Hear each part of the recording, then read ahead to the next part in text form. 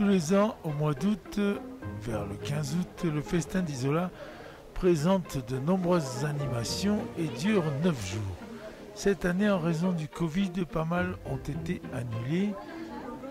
Une pourtant est restée, c'est la concentration vélo qui réunit tous les villageois, petits et grands.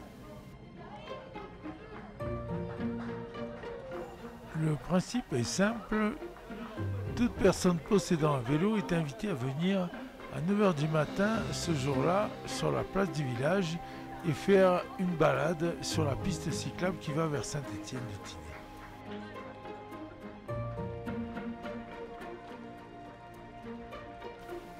Cette fois encore, les villageois ont répondu présents et nombreux étaient ceux qui se présentaient au départ.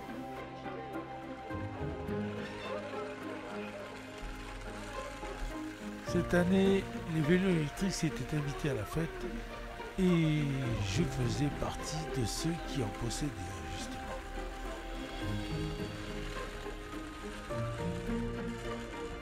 On commence par traverser le magnifique village d'Isola jusqu'au rond-point et ensuite nous irons sur la piste cyclable. La manifestation était encadrée par des membres du conseil municipal et par le policier de la commune, Pascal.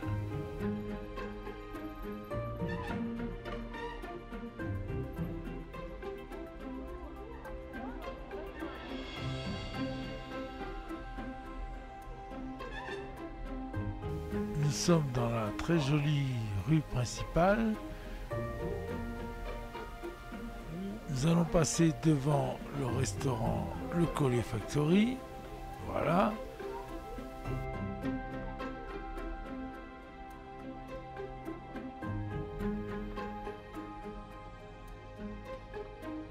Chacun suit à son rythme, ce n'est pas une course et il y a même des parents qui courent à côté du vélo de leur enfant. Ils sont très courageux.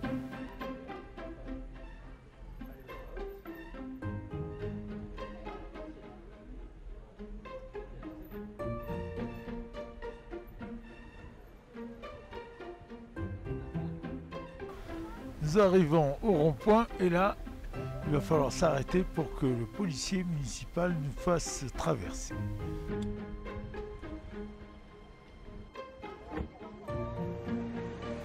Nous attendons sagement que la police nous en donne l'ordre et nous traversons la route pour rejoindre la piste cyclable.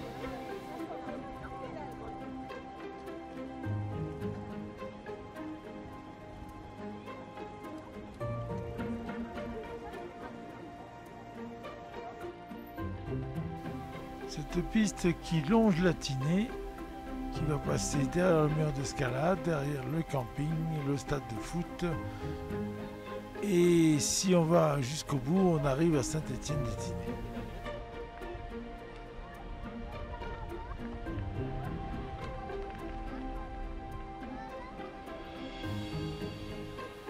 D'ailleurs, cette piste dite voie verte débute dans le village de Saint-Étienne-du-Tinée et est indiquée sobrement par un panneau vélo Isola.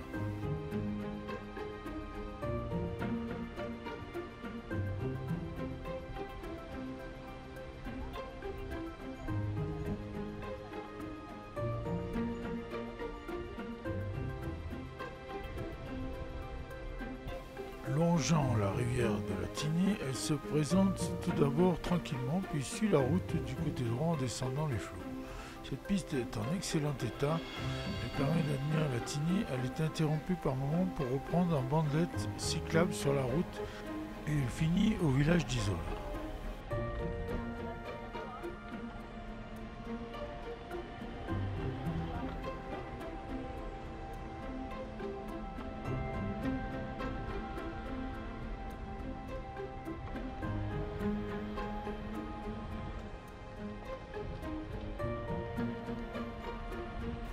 Si elle est très pratique et agréable lorsqu'on descend le cours du fleuve, il faut être plus attentif quand on remonte vers Saint-Étienne-du-Tinée à cause de l'obligation de coupure fréquente de la route pour la rejoindre.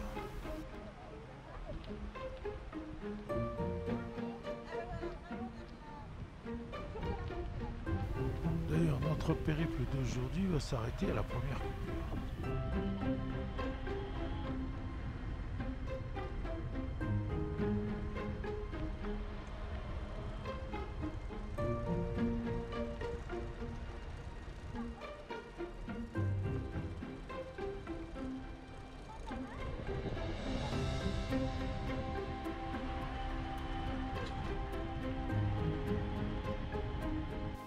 En haut de l'image, on peut deviner le lac des Neiges derrière les arbres.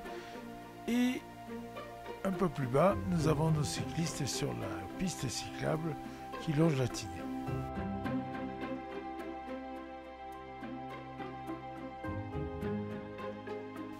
Cette rivière, dont la longueur est de 75 km. La Tinée prend sa source dans le massif du Mercantour Argentera, à proximité du col de la Bonnette, en contrebas de la cime des Trois Serrières, à environ 2650 mètres d'altitude sur la commune de Saint-Dalmas-le-Selvage. Elle se dirige dans un premier temps vers l'est, avant de prendre rapidement une direction sud-est au hameau du Prat, puis de bifurquer vers le sud après le village d'Isola. Elle se jette dans le Var, sur la commune de Tournefort à 179 mètres d'altitude au niveau des gorges de la Mescla, après avoir traversé celle de Valabre.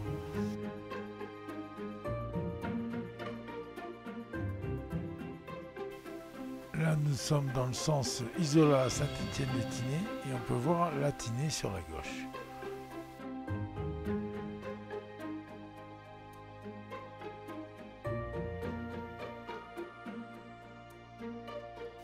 Dans le seul département des Alpes-Maritimes, la Tinée traverse les 14 communes suivantes de l'amont vers l'aval. De Saint-Dalmas-le-Selvage, Source, Saint-Étienne-de-Tinée, Isola, Saint-Sauveur-sur-Tinée, Roux, Rilons, Reims-Place, Val-de-Blanc, Marie, Clans, Bérols, Latour, Utel, Tournefort. Et là, elle est en confluence.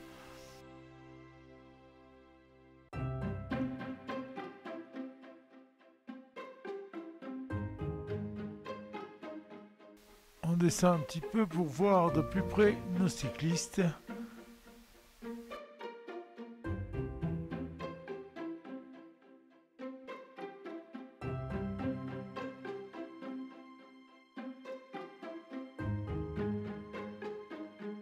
Et là on peut voir le courageux père qui court avec son petit sur le vélo. Il va se taper quelques kilomètres comme ça.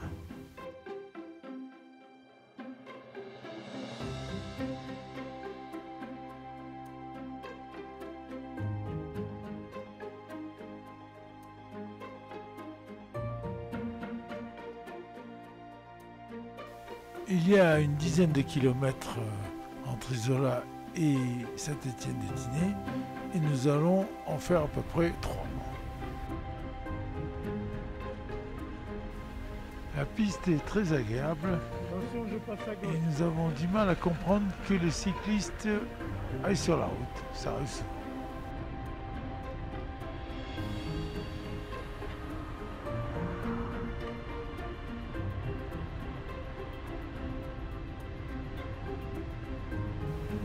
Pour revenir à la Tinée, non seulement la rivière s'appelle ainsi, mais aussi la vallée. Les habitants de cette vallée sont les Tinéens.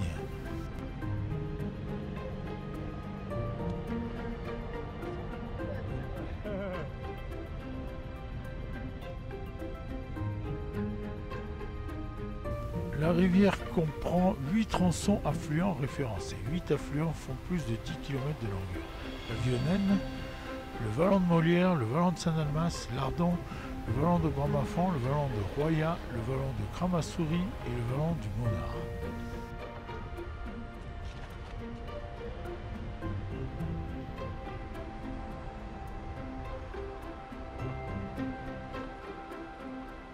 Ici à gauche, attention.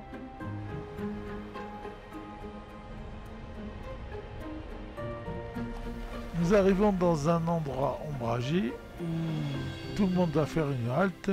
Au retour aussi, d'ailleurs, on va pique-niquer. Mais à l'aller, on va la faire car c'est de là que va être donné le départ pour une petite course pour les plus jeunes.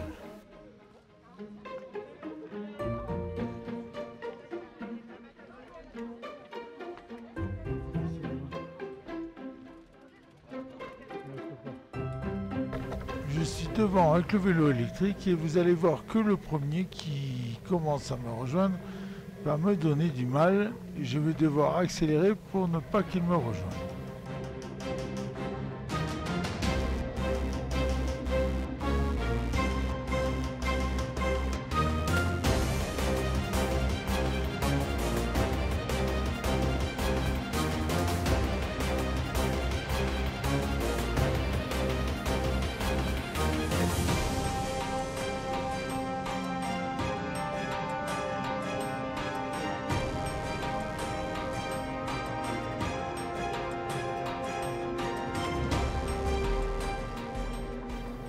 Je suis toujours devant et j'accélère à fond pour ne pas être rejoint par les premiers.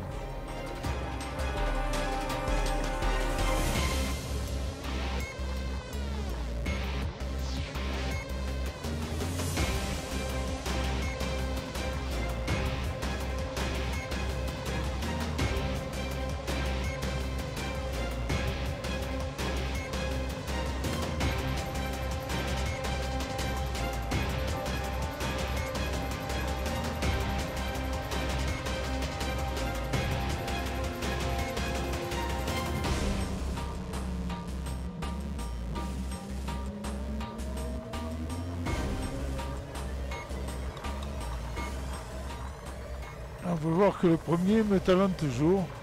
Je vais donc accélérer au maximum et surtout me mettre en position turbo sur le vélo électrique.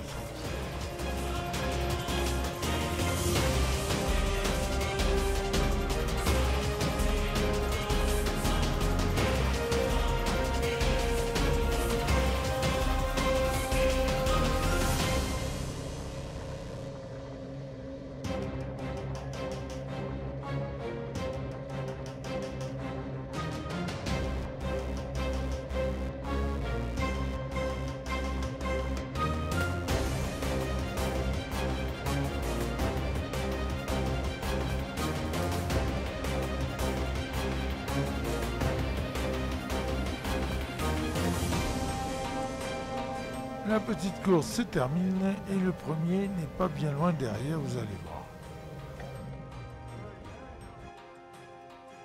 À peine le temps de ranger mon vélo et le voici qui arrive. Les suivants arrivent derrière et il y aura un classement et une remise de prix au retour.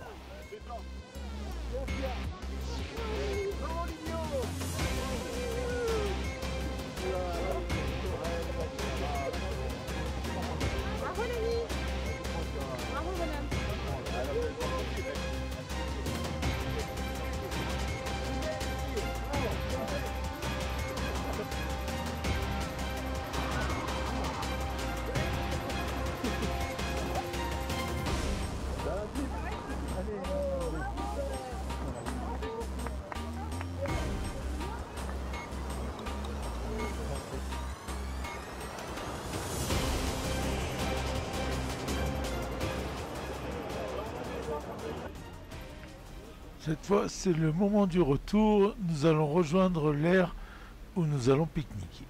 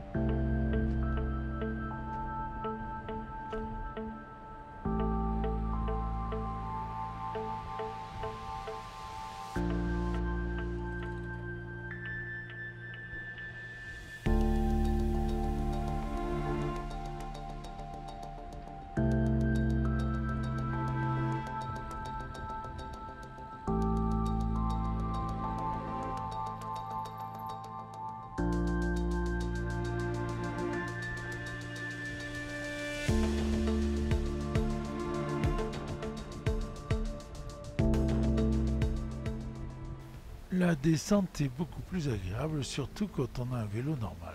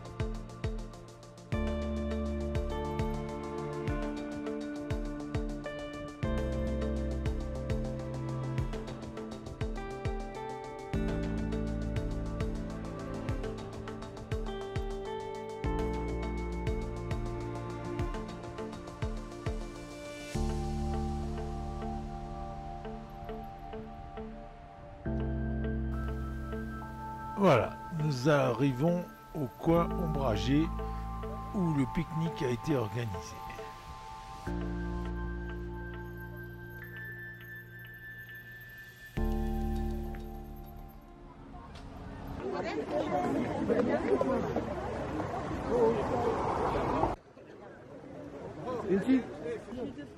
Un pique-nique très bien organisé avec du salé, du sucré et tout le monde se restaure.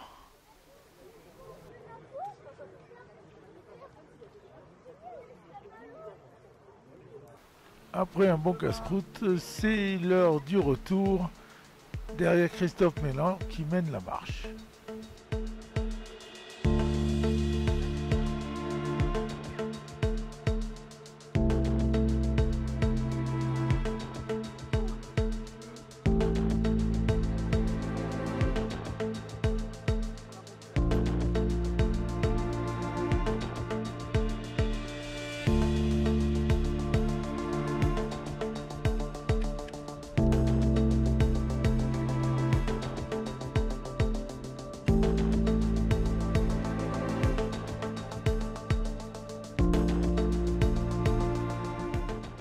Sur le retour, une petite bosse qui permet aux jeunes cyclistes de se donner quelques petites frayeurs.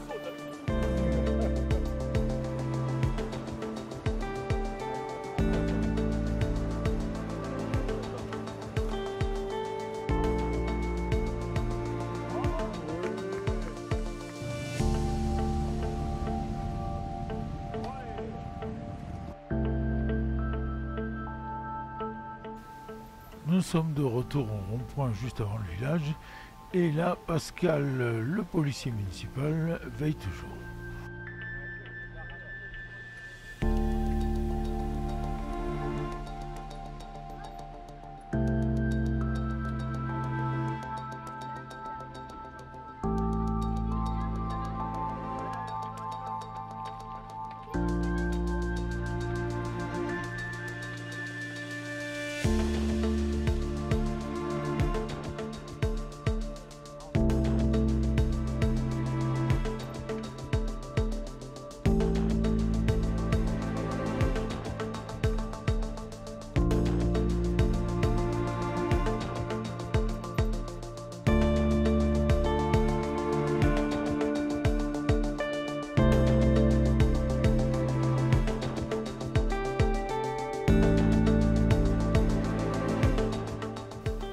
À l'arrivée dans le village, il est difficile de contenir les jeunes cyclistes qui veulent tous être les premiers.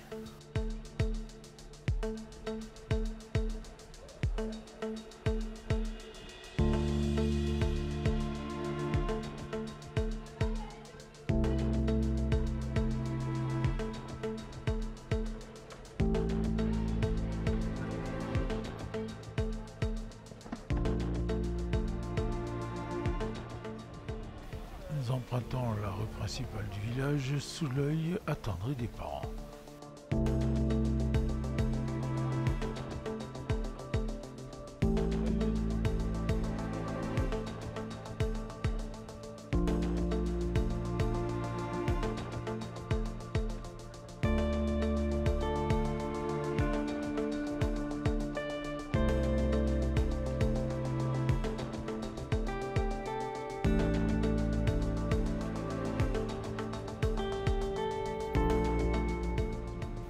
Enfin, c'est l'arrivée sur la place du village où une remise des prix va être effectuée par Madame le maire.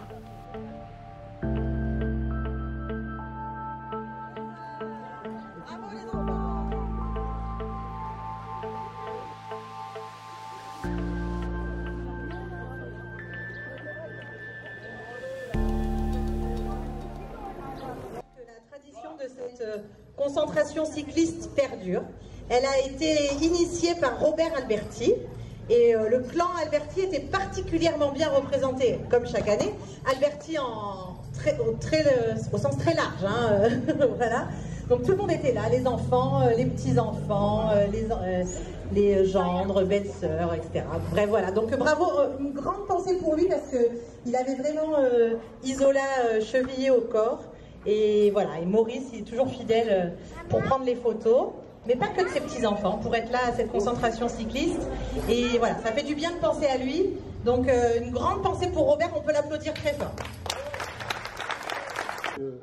Monsieur Alberti, c'est quelqu'un qui nous aidait beaucoup. Quand on était jeune, on faisait des tournois de foot, les concentrations cyclistes, la course à pied. Donc il était toujours avec nous pour nous aider, nous conseiller. Donc ça a très chaud. Voilà. Donc le premier c'est Gauthier. Il a Gauthier.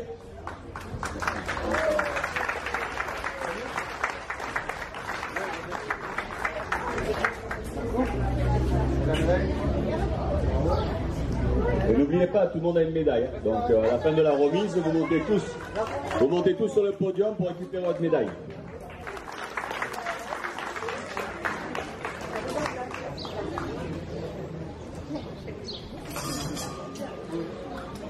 La troisième, Lia.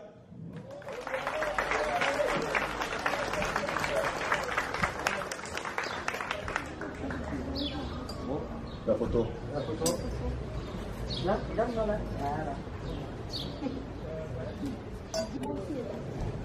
Le second, c'est Nils. Alberti. Il a plutôt la tête de surfeur. Il n'a pas trop la tête de cycliste. Et la troisième, c'est Noélie. On va récompenser la catégorie de 14 à 16 ans. Le premier, c'est Thomas.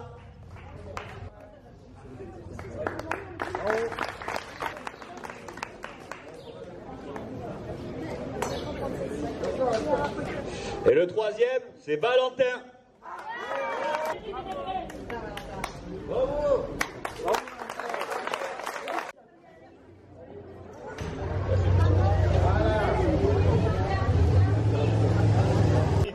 Au bord du rouge, hein Karen? Et la photo.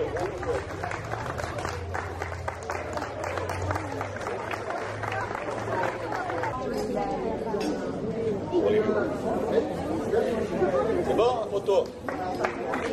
Venez tous là, les petits là, on fait la photo ensemble.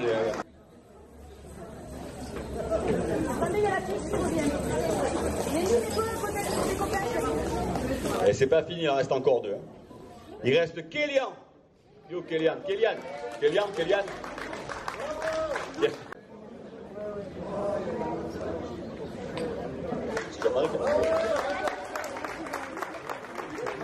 Et Luna. Luna. Allez, bien. Voilà, bravo à tous.